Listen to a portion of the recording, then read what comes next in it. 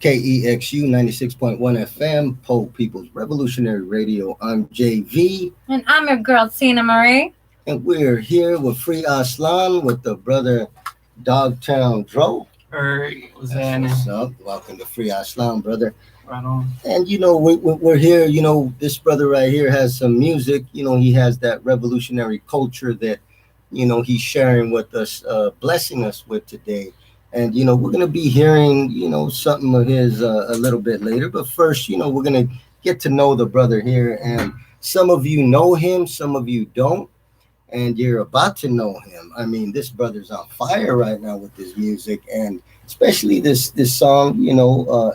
F12. I want to say the full word, but we're on the radio on the FM dial. We can't do that. But my first question to you, brother, is what got you into music? Period. Like not even revolutionary music, but just music.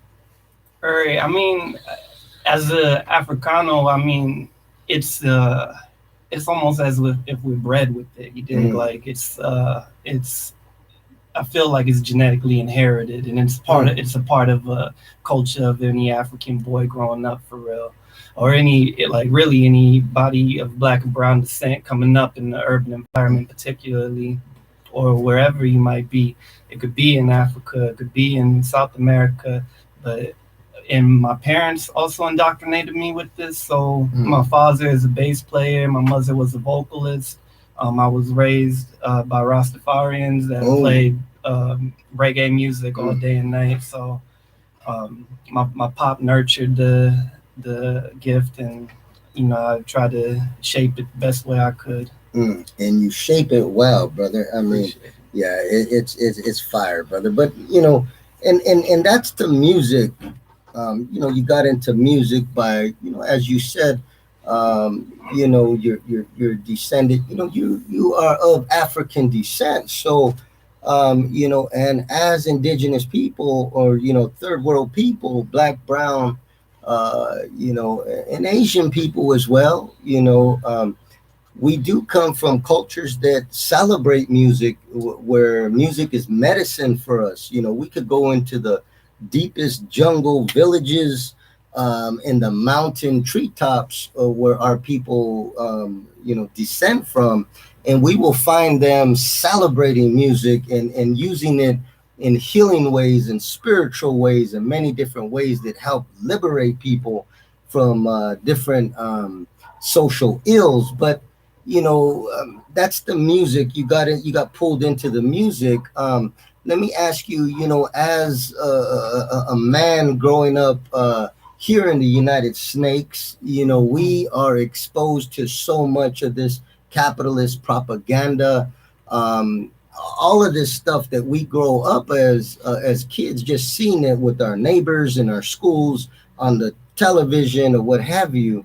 And so it's easy to get pulled into this capitalist culture, where people create music and stuff like this that really talks about nothing but destruction of our own people and exploitation. But let me ask you, brother, what led you, your parents and your culture led you into music, but what kept you? You were led there, but you could have easily fled there. But what kept you on this path of, promoting and developing revolutionary music, brother?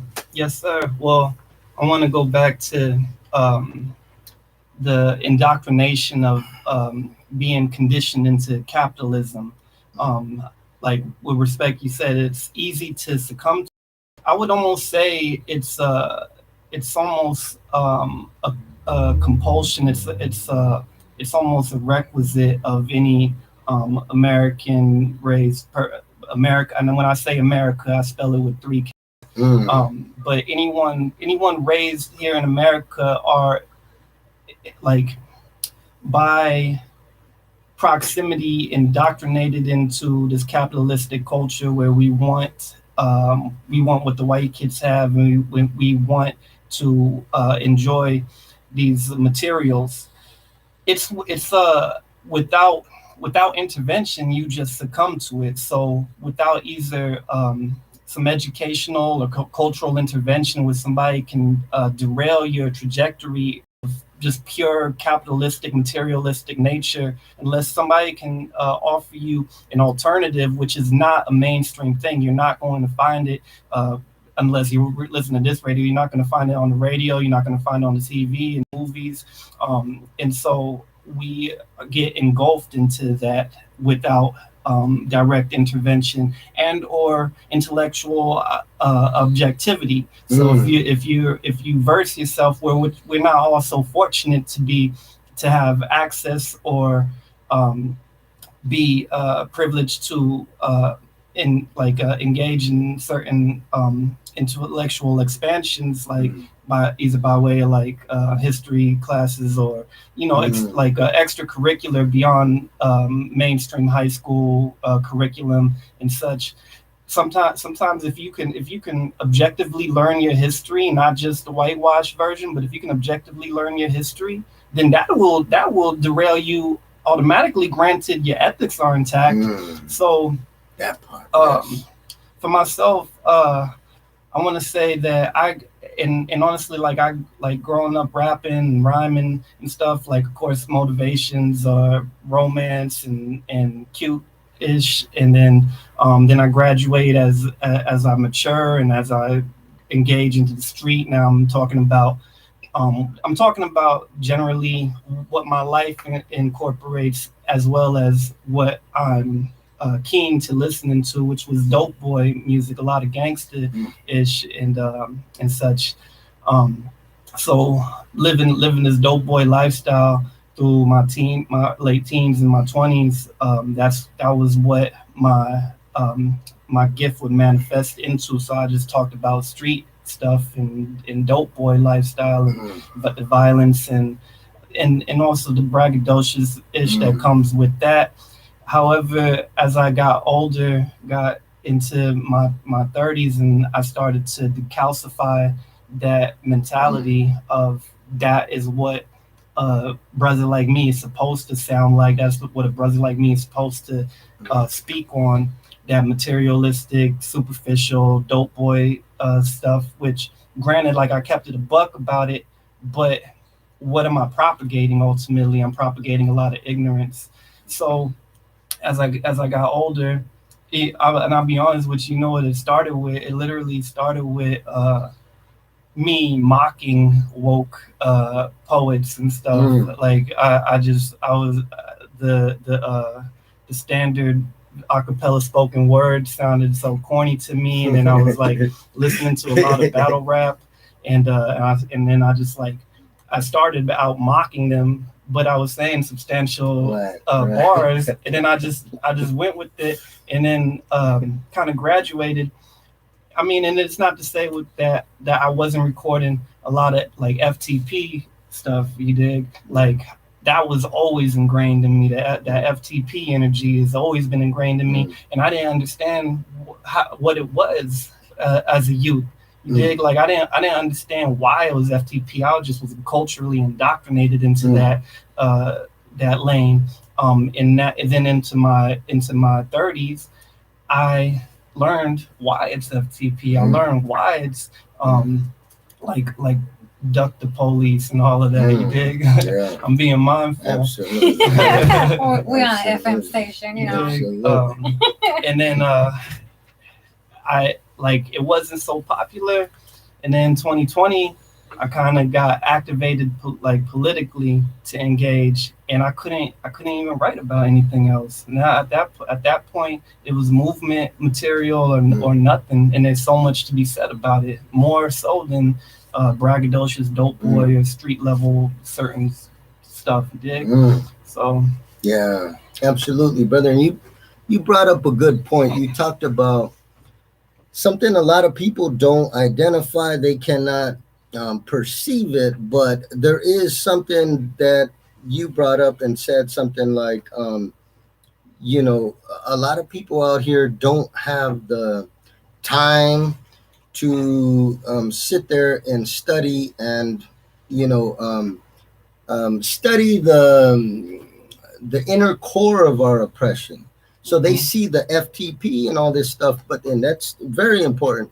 But they don't understand things like capitalism. If we were to walk down the street and ask just a random person, they probably don't know about capitalism, Mhm. but they do know FTP and they're down with it. They just don't know, like you said, they don't have the time. And, that's something that a lot of people don't understand, that this is why there hasn't been um, real leaps in movement where there are big uprisings, big, Mhm.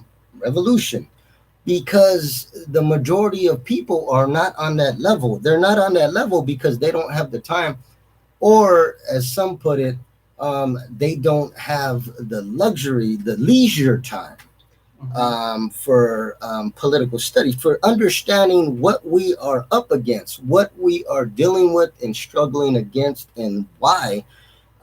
Things like capitalism and imperialism, most people, can't, and especially those of us deriving from the what we call the lumpen population. The people that the street, people from the street, people that don't, they didn't grow up, paying taxes and working from day one, or joining the colonizers military. Mhm. We grew up just, in the streets. So this population of people really doesn't have the ability to, the leisure time to sit there and study and develop, in understanding all the obstacles that we're up against. So that's a point that not many people identify and point out, brother. So that's very perceptive of you to understand that, to overstand that. It's not that we don't care, that most people in our circumstances, in the barrios, in the hoods, don't understand. They understand, but they don't understand deeply because we don't have, most people don't have that leisure time. But so it's beautiful to hear people that do come from, these neighborhoods and these communities where our people are facing such huge obstacles, even financial obstacles, where as adults some people have to work 2 3 jobs, Mhm. pay babysitters, they take the bus, the BART.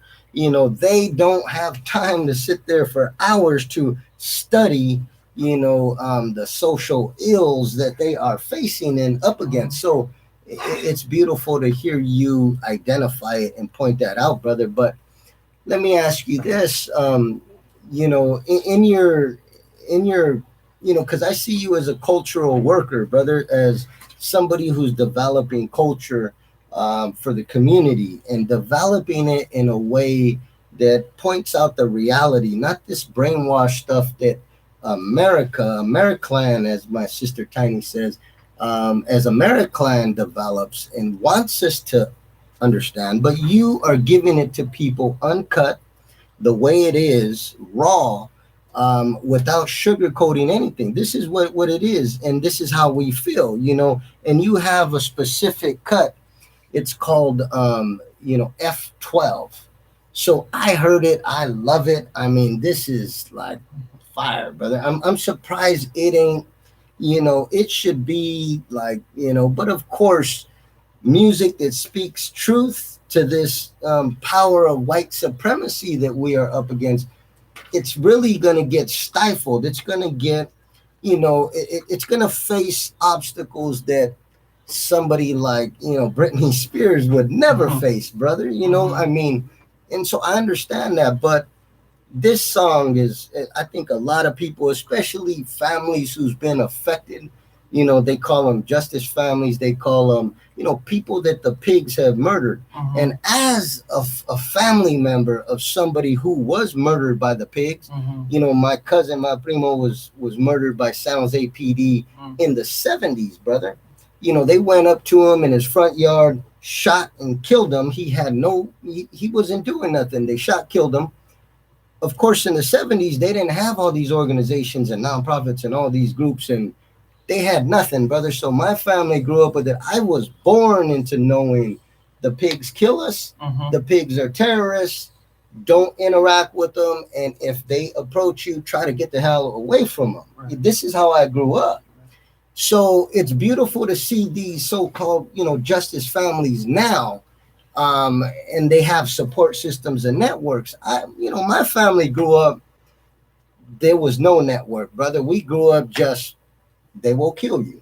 Stay away from them. So we just had to, deal with it internally. This PTSD that the pigs in the state inflict all of us.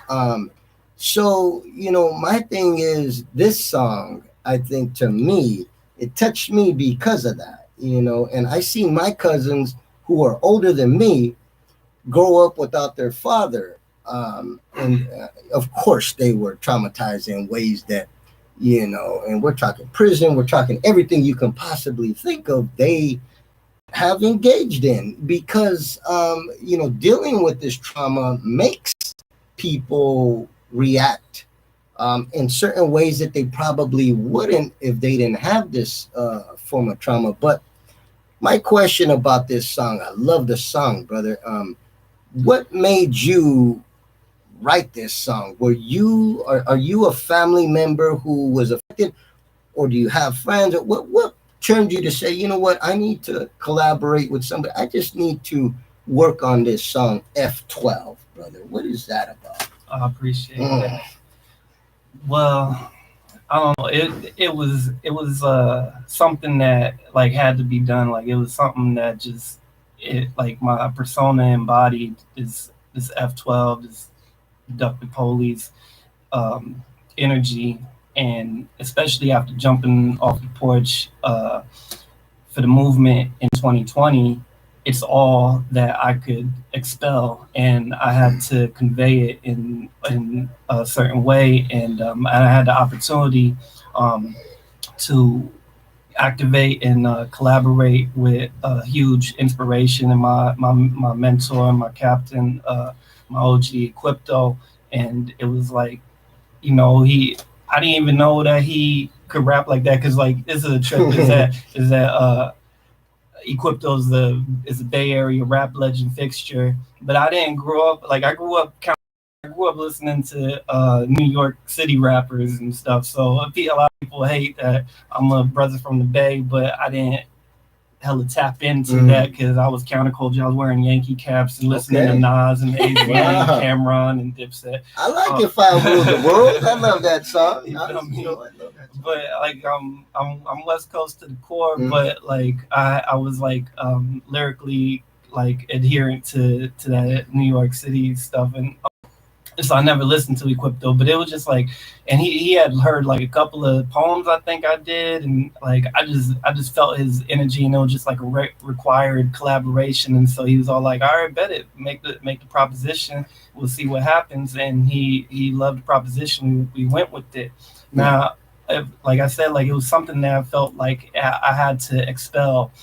Also, mind you, now I'm like on the ground with these families and these comrades that like feel this deep affliction from the police, and I myself have been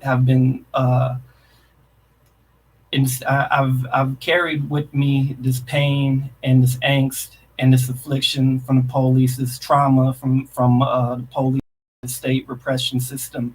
I've done.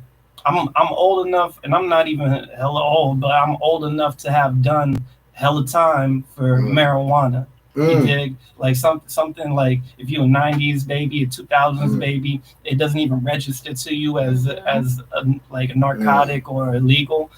I'm a cat that had to like pave that towards that like the legal, like frivolous nature of it. I had to serve time behind that blood. Like and I'll never get that time back, and I'll never get that. I lost 100,000 to the feds on a marijuana case. I came out of jail, and right down the street from where they arrested me is a cannabis shop with a bunch of white kids selling marijuana, and I had to take that L for marijuana sales, and then again on probation, went back to jail for transporting marijuana. Mm. Guess what? The marijuana I transported was from the club that opened up while I was in jail serving time for Wow. marijuana sales. Oh. 60-day violation transporting marijuana, Wow. 3 grams in a jar from the club. Wow. So I'm not even old, but I'm old enough to have lived through marijuana prohibition and have served time from that. I'll never get that back. My family will never get that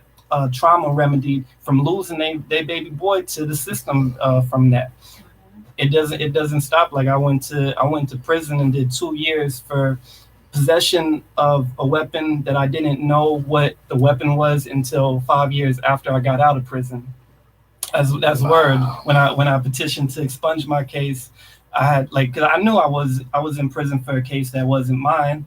I had an assumption of what it was. I didn't even know because I never had my paperwork. I was in custody the entire time that I was fighting the case, and I got out of jail, or I got out of prison 5 years later trying to petition to expunge, and I'm like, that's what I went for. You feel me? So like that's like I didn't lose my life. I lost life though. I lost a lot to the system. So And your family did as well, bro. like dog, like And that's worse. I'd rather I lose something than that's worse, brother. I feel you on that. Yeah. right. That's horrible. So and in 2020, that was kind of a year to embrace the justice families, as y'all mentioned, and I had like gotten close with a lot of them in San Francisco, particularly where I'm from originally, and that the opening verse that I think that y'all gonna hear in a minute is just inspired by testimonial and stories of these moms, bruh. Like in the route and the story, and they parallel so evenly, and it's so sad and painful, and um, I I try to frame it for educational purposes. Like this is a typical story, honestly. And we had several of the families in the music video. The video is primarily dedicated to Gwendolyn Woods, who lost her son Mario Woods to the SFPD in San Francisco.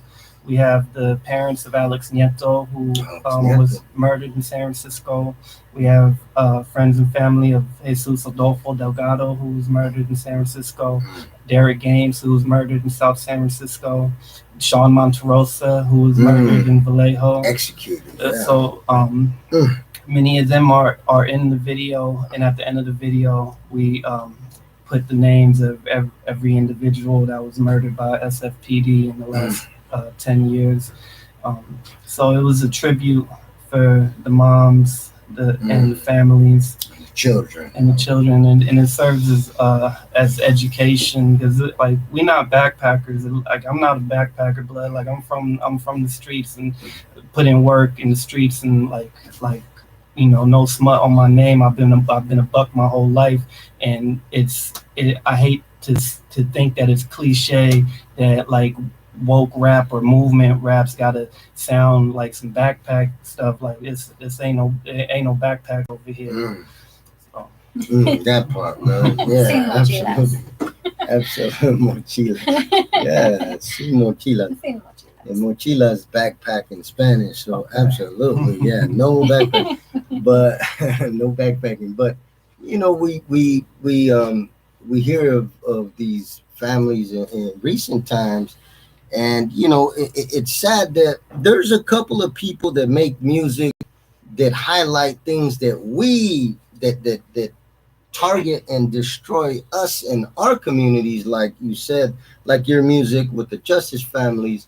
And then we got brother Aztlan Native as well. He's giving it to kids in cages. He's giving it up to Mario Gonzalez and all the other people killed too. But there's a couple. There's only a small handful of musicians that are creating music in this culture, this revolutionary culture, that affects us in our community. Most of these musicians, as you said, these bougie, musicians are making music about things that don't even pertain to them in the white community. They're talking promoting white culture, and they don't even know it. In corporate culture, this capitalism. But So it's beautiful to see you in a small minority of others who are leading the way in order to transform music. Where like it just reminds me like something Che Guevara said. That it's all about transforming the culture. When they went to Cuba, the culture was, I'm not going to work overtime unless you pay me. Like, what am I going to get out of it?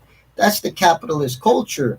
And what they try to do is change the culture where there was, instead of a monetary incentive of, I'm not going to work Saturday, I'm going to work. What are you're going to pay me time and a half or whatever, but instead to transform it into from a monetary incentive to a social incentive, where people see that I want to do this not because I'm going to get paid time and a half.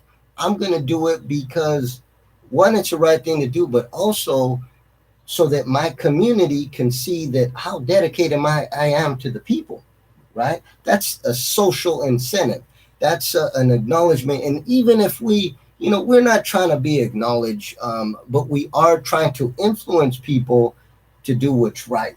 And that's a social incentive. If they see somebody that they admire and look up to doing something, they're going to want to do that. It's just like when you grow up in the hood and you see you see the big homie doing something, oftentimes it may not be the smartest thing to do. We love our big homies, but sometimes it may not be the smartest, but we still want to do it because this is what the big homie did. So I'm going to do it.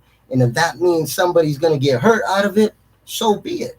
So what we're trying to do is create a social incentive where, hey, the big homie's doing this, and this is helping our community, our people, educating people on the pigs, pig terror, and all of the above, capitalism.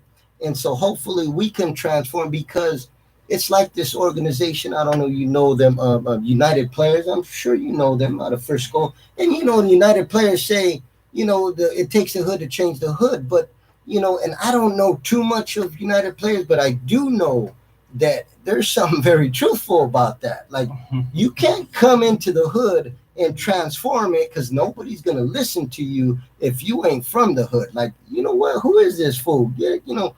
Nobody's going to listen to you. But if you are from the hood, you're from that community, they're going to respect you. They're going to know you. They're going to listen. They're going to, acknowledge what you got to say. So that's what we need to do, is transform through social incentive, brother. And I see you doing this through your music, and it's just beautiful. But, the F12 song, like, when you made it, and I love that song, brother, but when you made it, what is your intention? Like, what is your goal? What do you feel like what do you hope for that would develop from, youngsters, young people in the hood hearing that song? What is your goals in making that song, brother?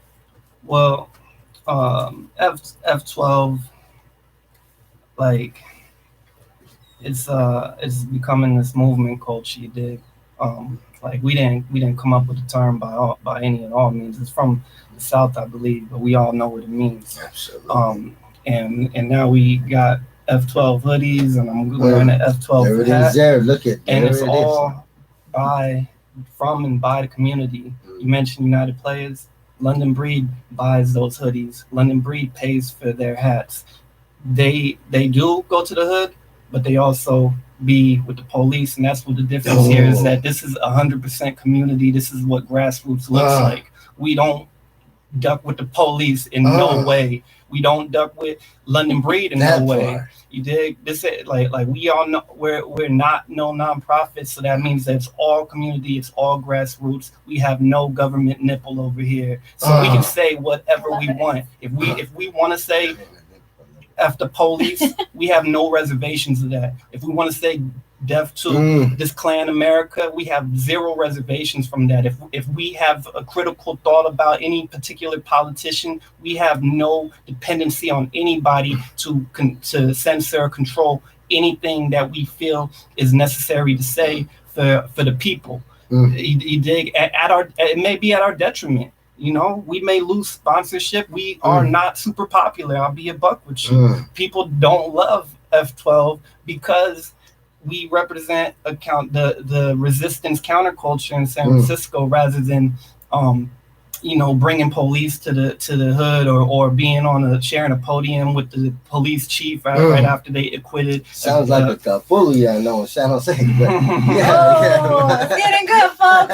Hope you're tuning in. It's getting good. Yeah, we ain't with that either. But get all the tea. Right, right. That's the beauty of grassroots, because when you're on a government nipple, they will make sure to tailor what you do and don't say. We have none of that over here.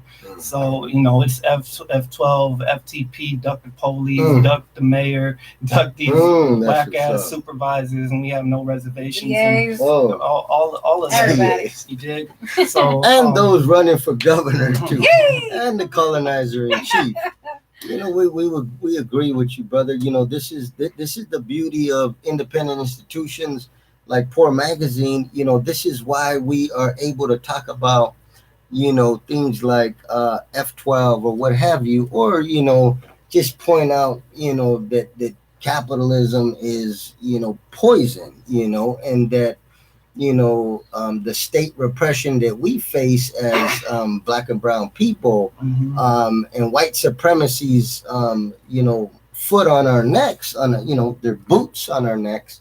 We wouldn't be able to talk about stuff like that if we were, like you said, getting grants and stuff from, these foundations, these government front foundations and stuff. And that's very important. The only thing is this FM dial that we don't control. We have that.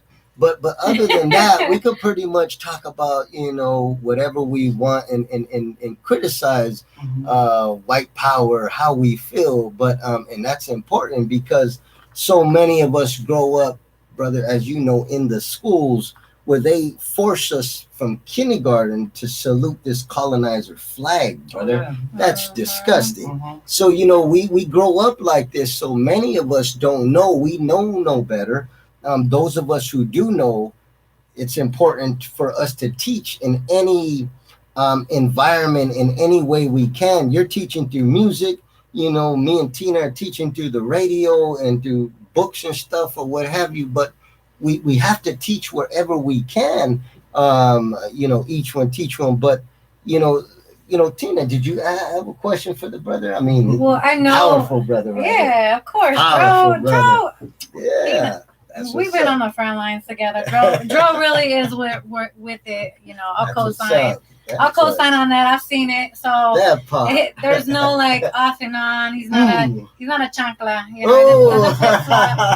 Well, some people do that though. They'll come on, say some pretty words, get the attention, and then go home and lead an entirely different life. But he doesn't. Like he holds people accountable. I've seen him even hold businesses accountable, public officials accountable, to the point where he's even jeopardizing his own safety, his own freedom, getting arrested. And so, like, when I say, like, he's really, like, solid, he is, right? And I'm not being impartial because I'm from the Bay. He is a Frisco native, so, of course, yay! But even recently, I believe I was following you online and seeing that you called out an employee at a restaurant in the city because this grown ass man had put his hands on a girl, a young girl, maybe a teenager, younger,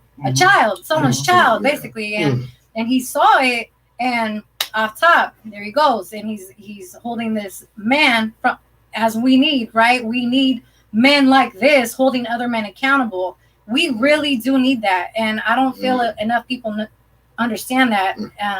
Speaking from a woman's stance, a mother's stance, I obviously was a girl once. Like, we really do need that. So me seeing a man like that exhibit that behavior and really, just put this man in check, I was like, yes. Yes, that's what brings about change. That's what brings about peace in our communities. That's what we need. And if you would like to maybe share, because I know JV didn't see it, but if you'd like to kind of share, I saw it and I was just seeing the response of the manager and the other employees.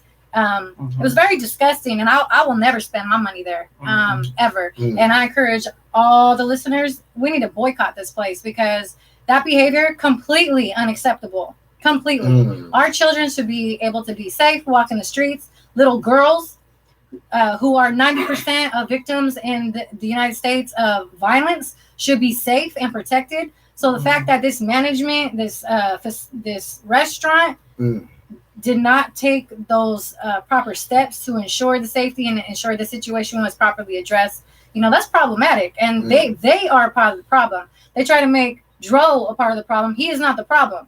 He's trying to offer y'all a solution, but you're choosing not to listen. So if you'd like to kind of maybe share. For sure. Yeah. All right. So I'll preface it by saying my pop raised me, and I'm getting, so since that happened and I posted the video, KTVU Fox, like in less than 12 hours, made an article and posted it onto the news, which apparently Fox, even KTV, local Fox has just a gang of conservative followers and stuff. So I've gotten like literally thousands of comments from angry white people, and then the few, it's only a few folk of color that want to echo this dissentment for what I did and said. They are the ones that didn't have access to the intervention to derail themselves from the ideals of capitalism and in commercial American indoctrination. So there's this. We're probably the only country in the world besides colonizers that are sitting on wealth mounds in other countries that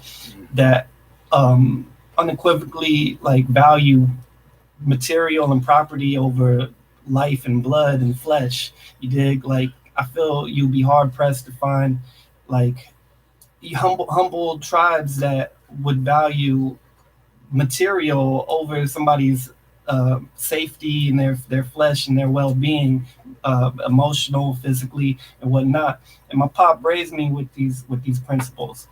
Sorry for the preamble. I was taught to never, as a man, never raise your hands to a woman. You dig? Despite all of the assertions in these comments, you're a ghetto, you're a thug. If that was your property, you would have done worse. Nah, I wouldn't have done anything, and it's been my property. I've watched a woman key my brand new truck 360 degrees, and as a man, a truck can get painted again, but violent trauma, particularly from a man to a woman, that is irreparable, and that is lasting damage. You dig?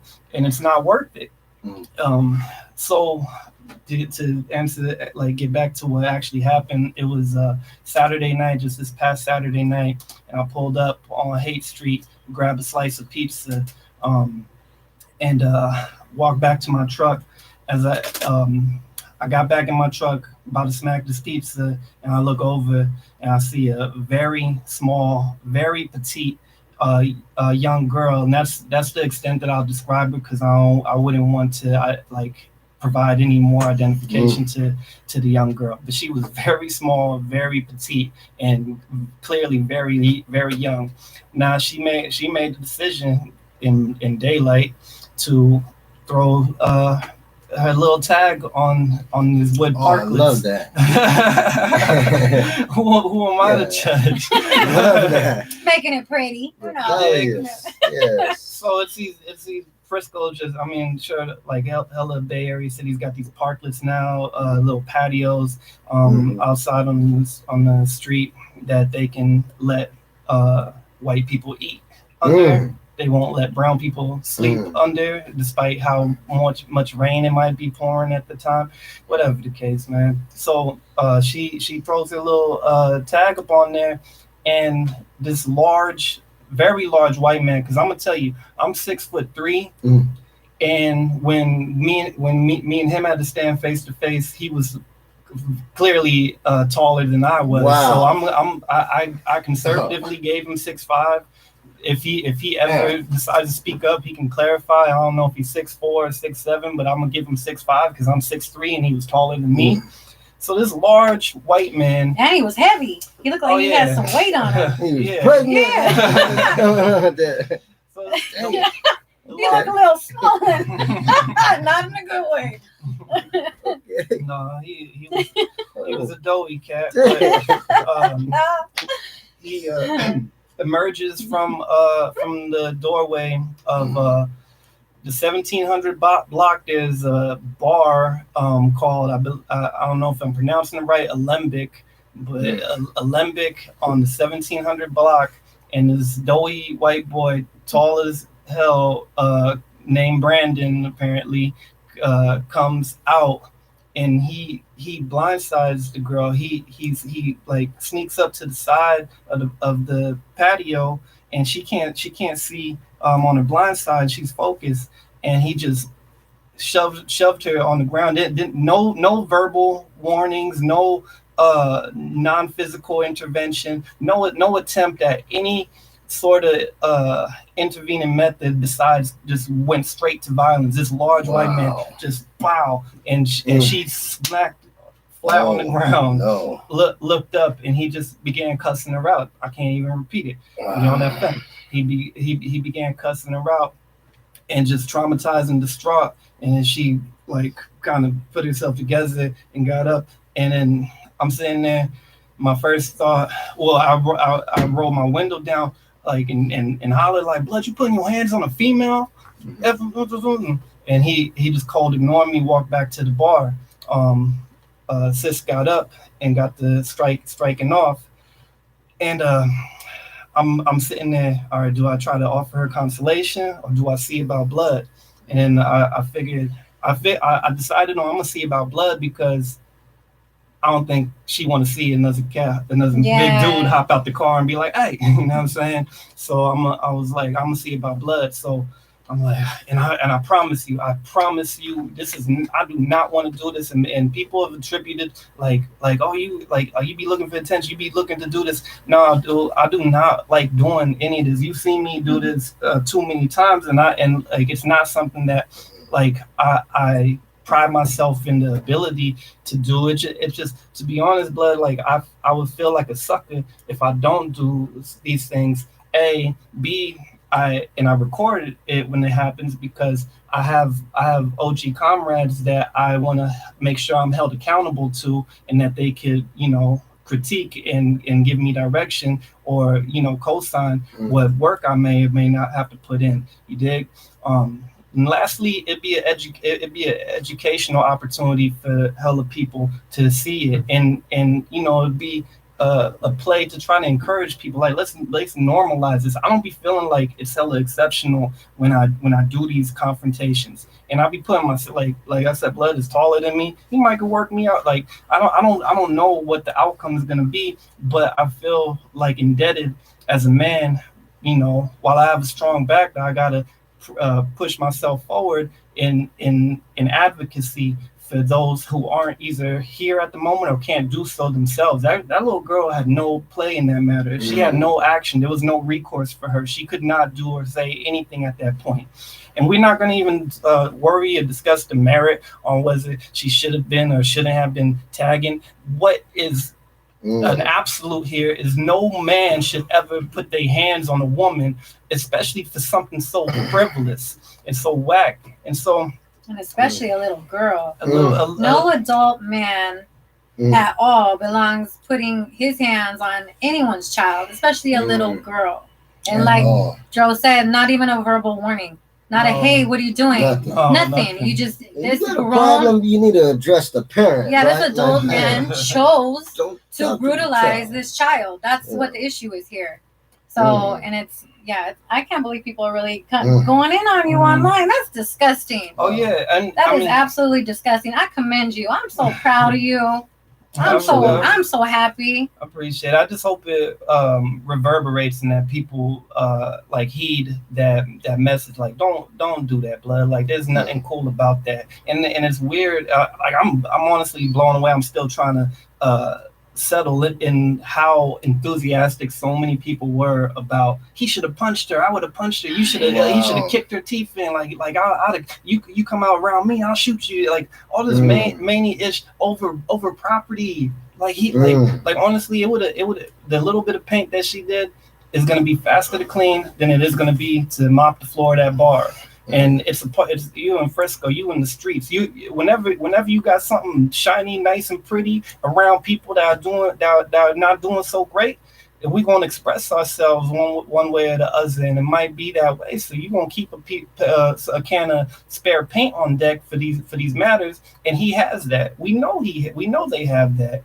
So don't put your hand like chalk it up. You hitting that girl didn't even stop the paint. Honestly, you still got it there. Anyway, blood.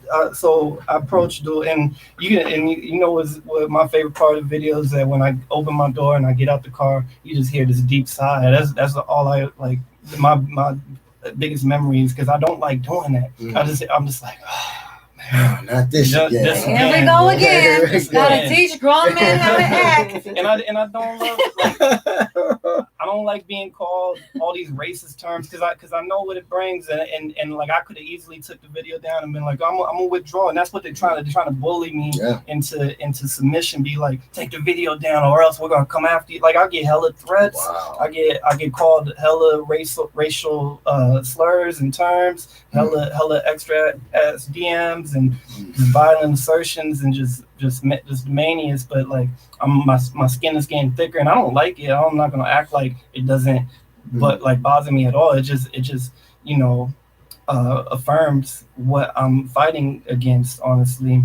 Well, you're walking that righteous walk, right? That walk of honor, a warrior's path. And so that kind of comes with it. And I hope you don't take that down because we need to see who's leading those comments about, oh, that little girl should have got her teeth kicked in, or I would have did X, Y, and Z. Okay, well, we want to know who you are because you shouldn't be around children either. You are problematic. You are a PSA. Like, we need to watch out for folks like that. You know, this man literally put his safety on the line. Like you said, he didn't know what he was going to experience, you know, engaging with this other grown man. He could have got hurt. We don't know. You know, he could have ended up in jail. But what did he do? He put himself at risk to stand up and do something that is morally right.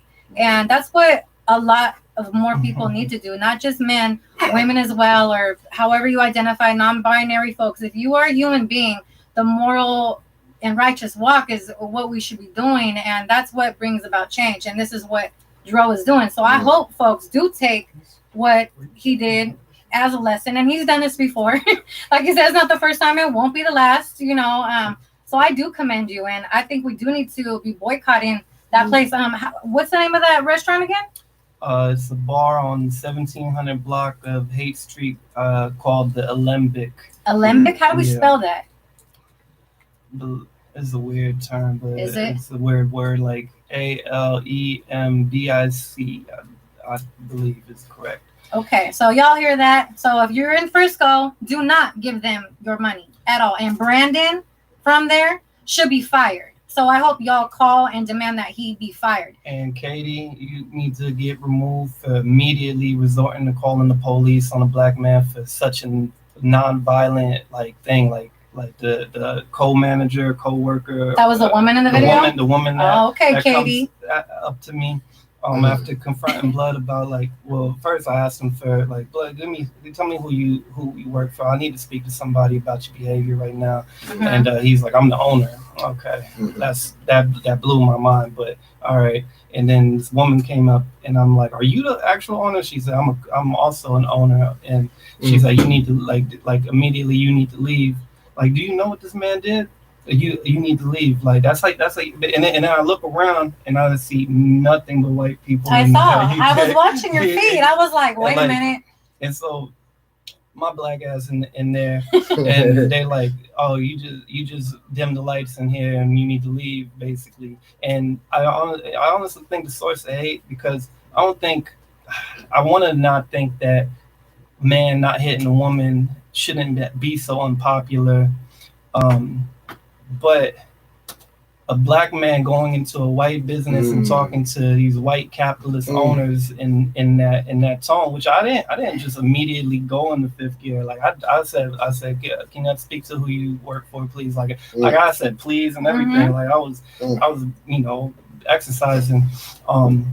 Yeah, you're being respectful. And then once he doubled down on assaulting that girl, once she tried to weaponize the police, because she knows what she's doing. She see a big black man and she in this white establishment, and she's a white girl with blonde hair, like, and the police come. What's gonna happen? I'm gonna fair my chance. Somebody. You feel what I'm saying? Yeah. So she essentially threatened my freedom, my safety, and potentially my life. You dig?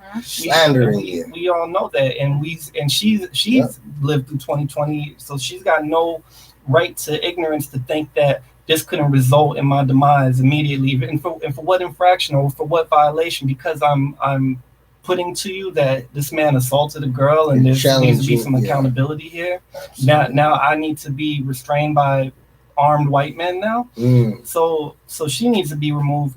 And I want to shout out the actual owner, who is a woman named Christine Evans, who is a self-proclaimed activist and anti-gentrification advocate, and all of this.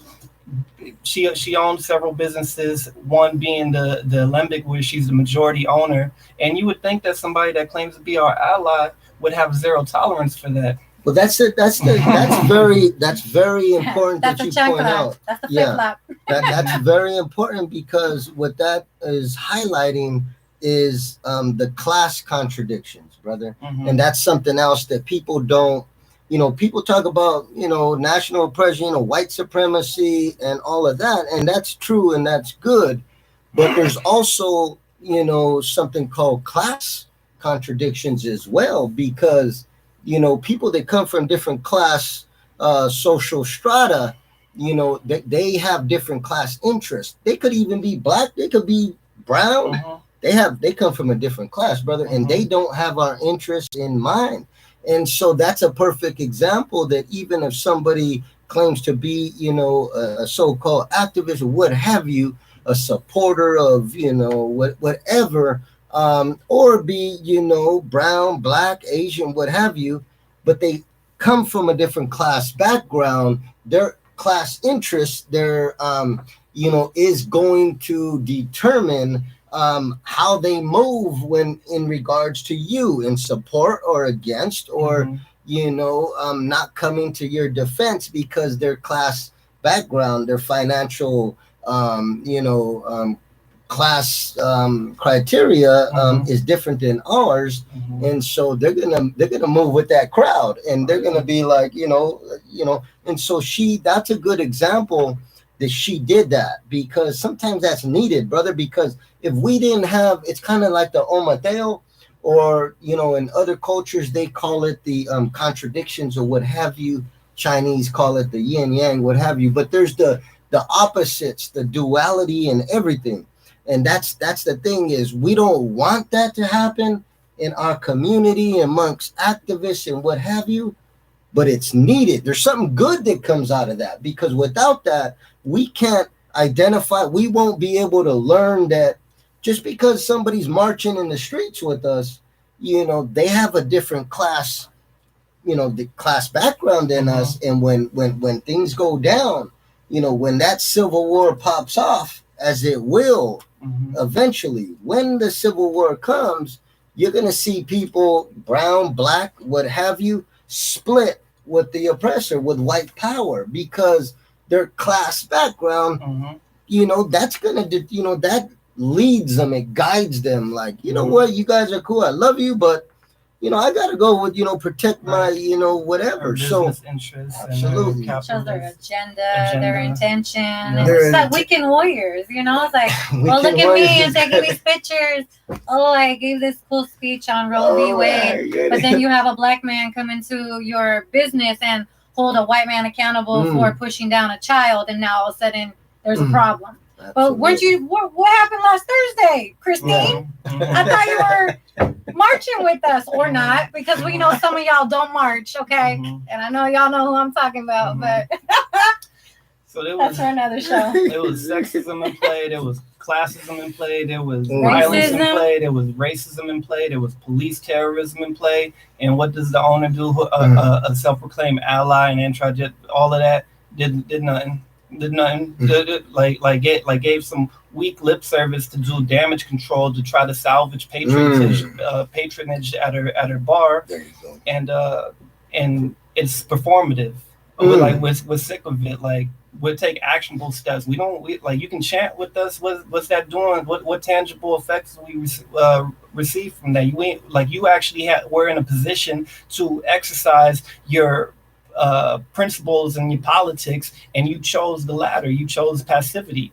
You chose neutrality. Like, you didn't take any actionable steps. You gave us some generic lip service, and we're not going for it. I don't.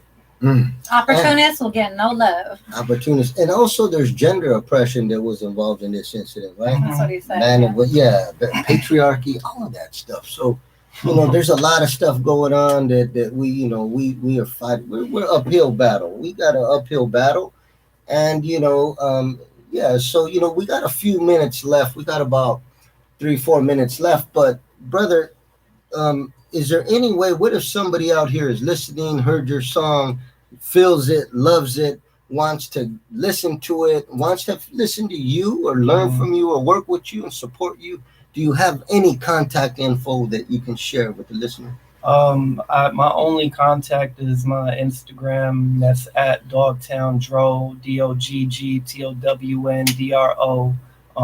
Yeah, that's pretty much my only outlet right now. IG's lit. I follow his IG. It's great. I love it. Yeah, and I just want to say, if you think that isn't a newsworthy story, I don't think it is either, and I don't understand why it warranted thousands of responses and such. I think that it should be like, general consensus. Yeah, absolutely. Yeah, right. It should just be like something that we do. Yeah, I agree with you. I mean, because we have kids in cages, we have the prison industrial complex, school to prison pipeline. There's so many things going on right now. So I agree, but I mean, utilize that platform right now, because now you've taken on the role to teach other grown ass men how to act. So I commend you. Thank you for doing that. I thank you as a mom and as a woman. I really appreciate that. I appreciate being your friend. Thank you so much. And teaching women too, because there's women that act a fool too. So and that will hit somebody else's kid. Like, what? You'll be in a restaurant. So we got to teach men and women, but mostly men. Men are the oppressor gender. We can't, even though. Yeah, definitely. Women shouldn't get a pass. But in this incident, right, it was specifically a man on a young girl. So I'm happy to see that, because a lot of times, men too are taught what? Turn the other cheek. Absolutely. And that should be. It's one of those things, don't get involved.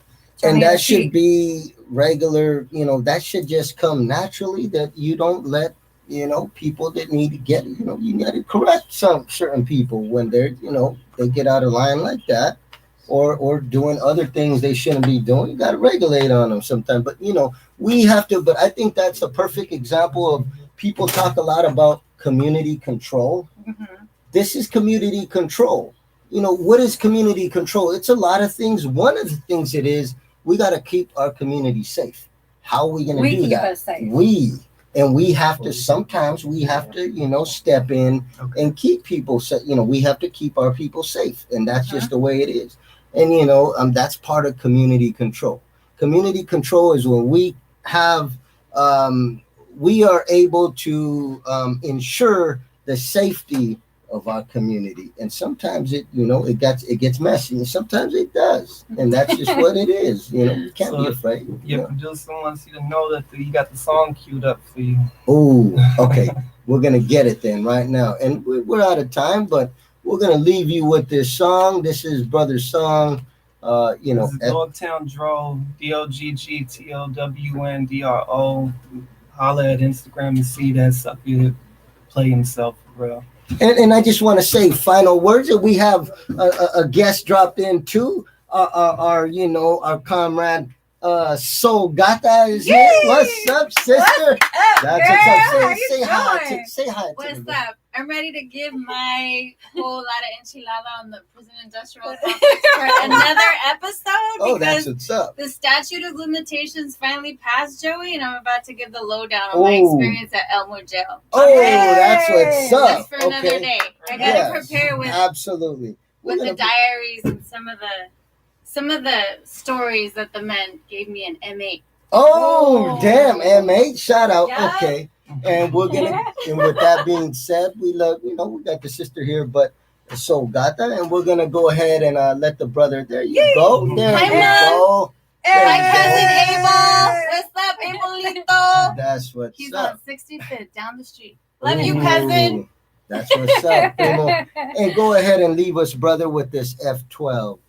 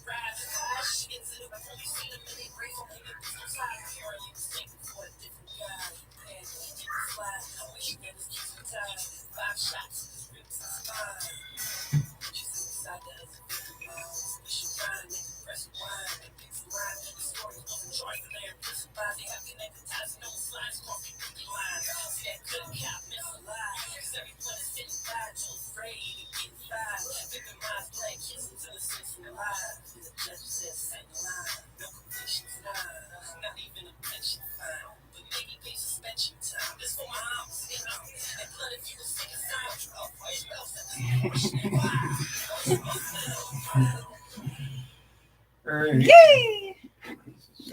And we'll see you next week. Right. Thank you all. And we had a beautiful show today with the brother, DoggTown Dro, and also our sister So Gata was here to, drop in on us, creep up on us like that. That's what's up. And, we love that. I That's love it. what's- That's right, girl. And we'll see you next week on Free Aztlan. Oh, Mateo. Yay! Oh.